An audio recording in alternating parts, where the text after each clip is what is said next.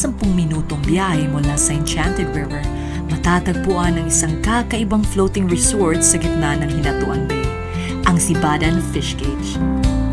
And here's my family right here. Sibadan. Ayan, para rin nyo makalimutan yung pangalan Sibadan.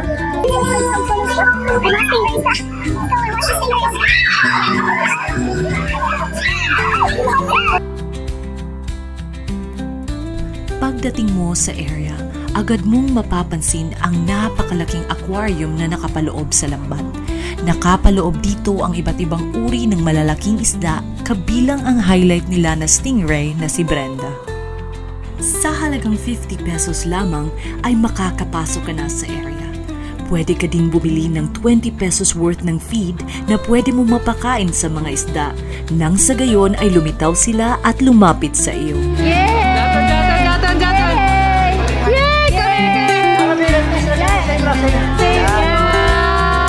Good job, honey! Kilalanin si Brenda, ang gentle star ng Sibadan Fish Cage.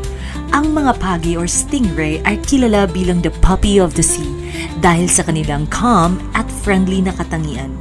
Fun fact, ang mga pagi or stingray kagaya ni Brenda ay likas na curious at harmless.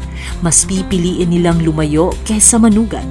Ang kanilang tinik ay ginagamit lang kung sila ay natatapakan or kapag nakakaramdam sila ng panganib. Well, that wraps up our unforgettable adventure at Sibadan Fish Cage. Kung naghahanap ka ng kakaiba or eco-friendly na karanasan na magdadala sa iyo ng malapit sa kalikasan at buhay dagat, ito na ang tamang lugar. Huwag kalimutan mag-like, mag-share at mag-follow para sa mas marami pang travel tales. Hanggang sa muli, salamat Karadyaw!